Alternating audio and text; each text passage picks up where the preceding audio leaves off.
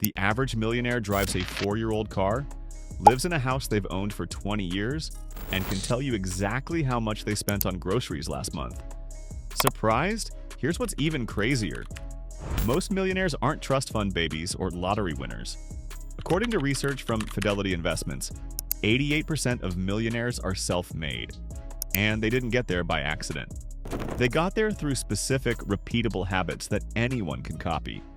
Today, I'm sharing 10 frugal habits that actual millionaires use. Not the Instagram fantasy version, but the boring, unsexy strategies that really build wealth. And I'm starting with the 5 strategic money moves that can save you tens of thousands of dollars per year. If you're serious about building real wealth, not just looking rich, hit that subscribe button and the bell icon. I drop new videos every week breaking down the money strategies that actually work without the BS. Let's dive into habit number 1. And this one completely changed how I think about spending money. Number 1. They buy assets, rent liabilities. Here's the millionaire mindset shift that changes everything. If it appreciates, own it. If it depreciates, rent it or avoid it entirely. Think about it. Millionaires will happily drop $500,000 on a rental property that generates income and appreciates over time. But that same millionaire might lease a $40,000 car instead of buying it. Why? Because that car loses 20% of its value the moment you drive it off the lot, while the property is putting money in their pocket every single month. Warren Buffett, worth over $100 billion, drove a 2014 Cadillac XTS for years. He bought it used with hail damage. Meanwhile, he owns hundreds of millions in real estate through Berkshire Hathaway. That's not being cheap, that's being strategic. Before any major purchase, ask yourself this question. In 5 years, will this be worth more or less? If the answer is less, explore renting, buying used, or finding an alternative. Your future net worth depends on this distinction. Number 2. They choose their circle carefully. You might have heard multiple times that the 5 people you spend the most time with will determine your net worth. Millionaires know this, so they engineer their social circle strategically. This doesn't mean they dump old friends or become antisocial. It means they're intentional about influence and financial values. They actively seek friends who share similar financial goals. Not the same income, but the same values around spending, saving, and building wealth. When your friends are also investing instead of buying boats, the social pressure works in your favor. They avoid lifestyle competition neighborhoods and social groups. Living in a neighborhood where you're the poorest family means constant pressure to upgrade. Private schools, country clubs, and luxury car expectations. Millionaires often choose to be the richest family in a middle-class neighborhood rather than the poorest in an upper-class one. They also use strategic honesty about money. They'll say things like, "That's not in our budget right now," or "We're saving for financial independence," without shame. This filters out relationships based on spending and attracts relationships based on values. Number 3. They negotiate everything, especially big purchases. I know it sounds cliche, but hear me out. Most people think negotiation is uncomfortable or only for used car lots. Millionaires know that everything is negotiable and a single conversation can be worth thousands. Here's what's actually negotiable. Medical bills typically see an average reduction of 30 to 50% just by asking. Insurance premiums can drop by $500 to $1,000 with one annual call. Cable and internet companies will give you the new customer rate if you threaten to cancel. Gym memberships become flexible at the end of the month when they need to hit quotas, even your salary. A 5% negotiation on a $60,000 salary is $3,000 per year. Millionaires use simple phrases like these. Is that the best you can do? What flexibility do you have on the price? Or my personal favorite, I'd love to work with you, but I've got a quote for X amount. Can you match it? Remember this, the person you're negotiating with doesn't care. It's not their money. They're often authorized to give discounts. They're just waiting for someone to ask. Number 4. They time. Major purchases strategically. Millionaires know that when you buy is often more important than what you buy. They've mapped out the sales cycles and wait. Here's the calendar breakdown. Cars are cheapest from October to December when dealers have quotas and last year's models need to go. Appliances go on sale in September and October when new models arrive, or during Black Friday. Furniture sees the best prices in January and July during inventory clearance. Tools are cheapest in April and May for Father's Day prep, and again in November. For travel, book on Tuesday at 3 p.m., 6 to 8 weeks out for domestic flights, 3 to 4 months for international. Houses have 5 to 10% less competition during winter months. Millionaires keep a list of needed purchases and wait for optimal timing. They're never desperate because they plan ahead, and desperation is expensive. Number 5. They use credit cards as tools, not crutches. The average American pays $1,200 per year in credit card interest. Millionaires earn $1,200 per year in credit card rewards. Same tool, opposite results. Here's how they do it. They put everything on rewards cards that give 2 to 5% back on all purchases. They pay in full every single month with no exceptions. They use different cards for different categories. 5% on gas, 3% on groceries, and so on. They use business credit cards for any side hustle to get additional perks and write-offs. Here's the iron rule. If you can't pay cash for it today, you can't afford to put it on a credit card. The moment you carry a balance, you've lost the game. Number 6. They create systems, not rely on willpower. Millionaires don't have superhuman discipline. They have superior systems that make good financial decisions automatic and bad ones difficult. Here's how they systematize wealth building. Automatic investing happens before they see the money. 401k contributions, IRA transfers, and brokerage investments all happen on payday. They never see it, never miss it, never spend it.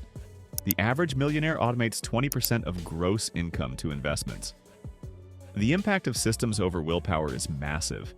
Automated investing ensures consistent wealth building regardless of mood or market.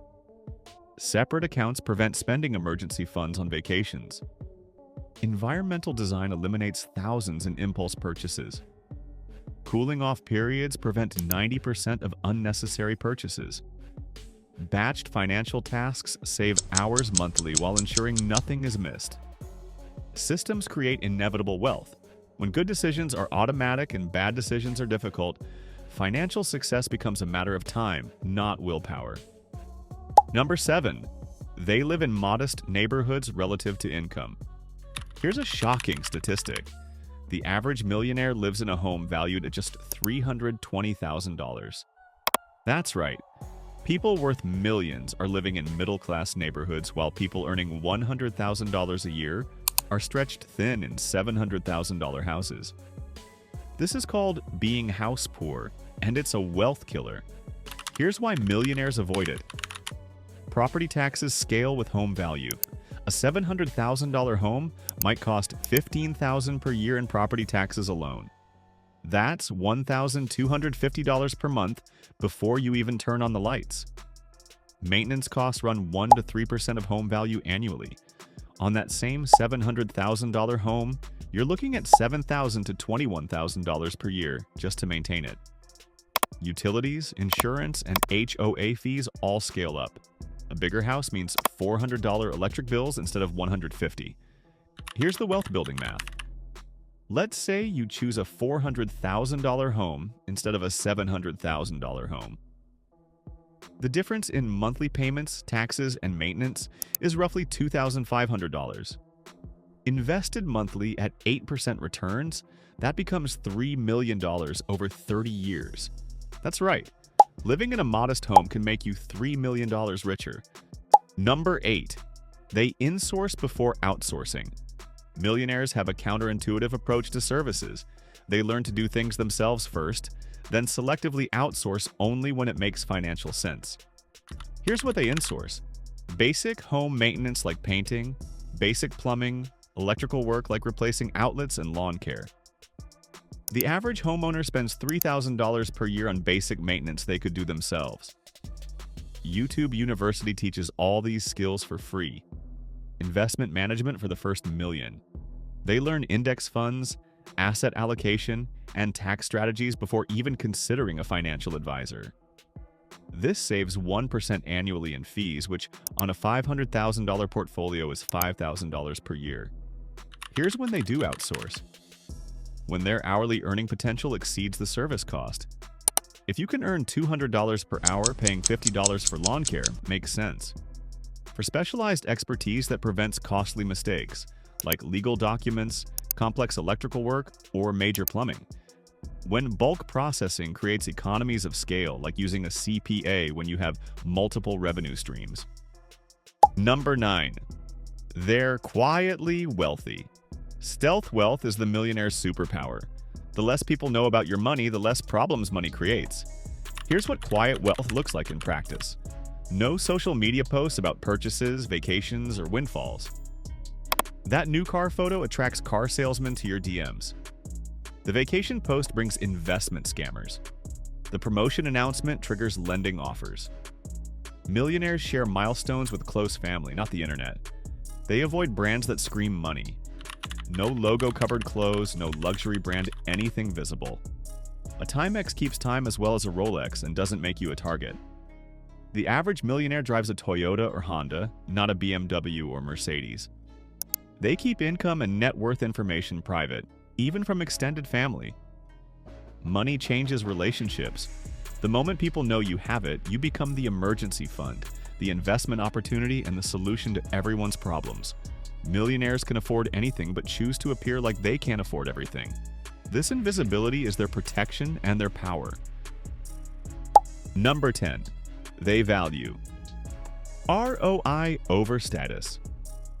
This final habit is the master key that unlocks all the others.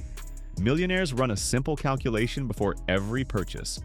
Will this generate a return greater than investing the same money? Here's how ROI thinking changes everything.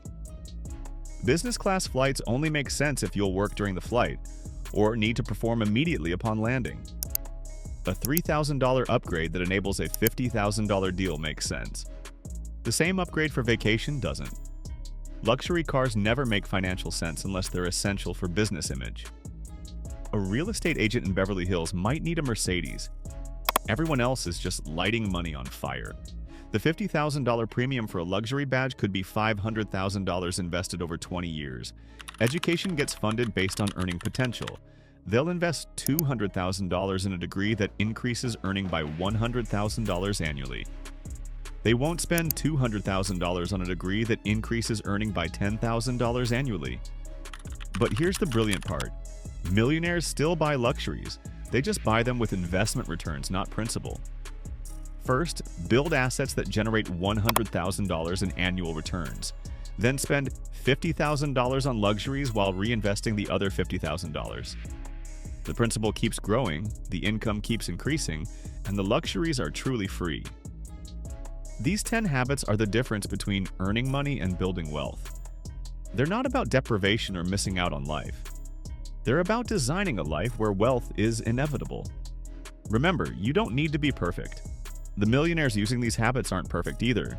They just consistently make more good decisions than bad ones, and they let compound interest do the heavy lifting. The path to wealth isn't sexy or exciting. It's boring, systematic, and inevitable. These habits are your roadmap. The only question is whether you'll follow it. Please subscribe and drop a comment with your biggest takeaway from this series. Which habit surprised you most? Which one will you implement first? And if this series changed how you think about wealth building, share it with someone who needs to hear it. Until next time, keep building that quiet, systematic, inevitable wealth.